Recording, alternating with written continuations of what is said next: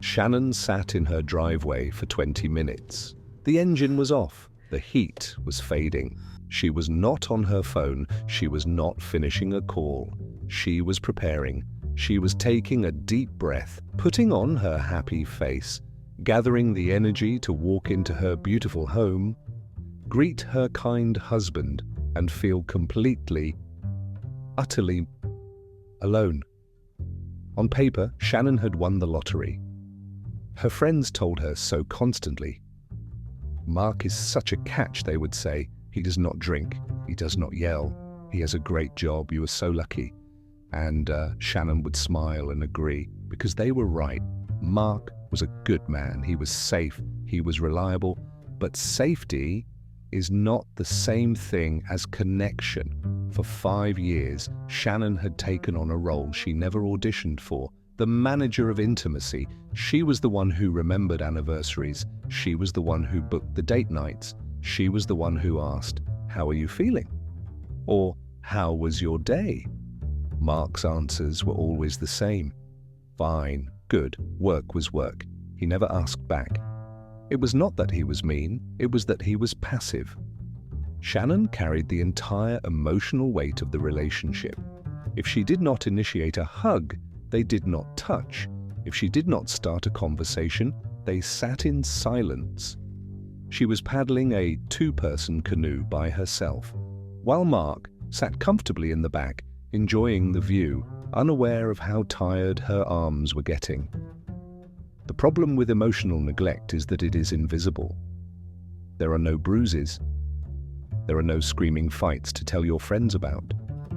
It is just 1,000 tiny moments of reaching out and grabbing air. There is a term for this in psychology: failed bids for connection.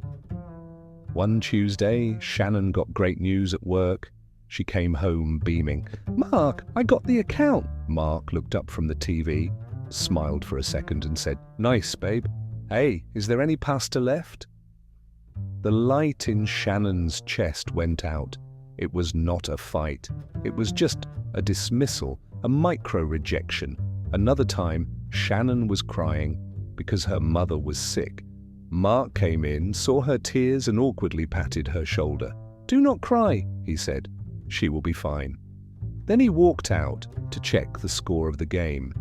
He did not know how to sit with her pain, so he ignored it.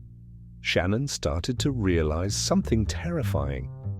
You can be married, sleeping in the same bed as someone, and still be the loneliest person in the world.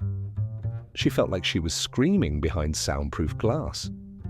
He could see her mouth moving, but he never tried to hear what she was saying. The breaking point did not come with an explosion. It came with a whisper. It was their 6th anniversary. Shannon waited. She waited all morning for a card. She waited all afternoon for a text. At 7 p.m., Mark came home, kissed her on the cheek, and asked what was for dinner. He had forgotten. In the past, Shannon would have reminded him a week before. She would have managed the calendar. She would have ensured he succeeded. But this time, she had stayed silent. It was a test, and he failed. Instead of getting angry, Shannon felt something strange wash over her. Numbness. That night, she did not cry. She did not yell. She served dinner, but inside, a switch had flipped. She decided to stop paddling the canoe. This is what therapists call the Walkaway wife syndrome. It is when a woman stops fighting for the relationship because she has already accepted its death.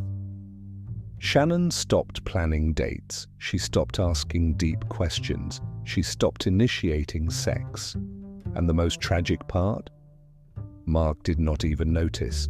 He thought things were getting better. She is not nagging me anymore, he probably thought. Things are peaceful. He did not realize that her silence was not peace. It was resignation.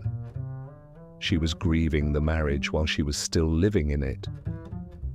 6 months later, on a random Tuesday, Mark came home to find boxes in the hallway. He was shocked. He was blindsided. "Why?" he asked, panic finally entering his voice. "We have not fought in months. I thought we were happy. I am a good husband. I do not cheat. I do not drink. I come home every night. Shannon looked at this good man who had been her roommate for 5 years. You are right, Mark, she said softly. You are a good man. You just are not my partner. I do not want a roommate, she told him. I want to be seen. I want to be known. I spent 5 years begging you to look at me, and you were always looking through me, Mark cried. He promised to change. He promised to go to therapy, but it was too late. You see, you cannot start a heart that has stopped beating. Shannon had not left that day. She had left 6 months ago in the silence of their kitchen, when she finally realized she deserved more than just fine. If you see yourself in Shannon, if you are the one carrying the emotional load, paddling the canoe alone, waiting for a good man to finally wake up, pay attention to your silence. Are you peaceful? Or are you numb? Because loneliness is not just about being alone. The worst type of loneliness is being with someone who makes you feel like you do not exist. Shannon drove away from her perfect house and her perfect life. She did not know where she was going next, but for the first time in years, she was not lonely. She was just free.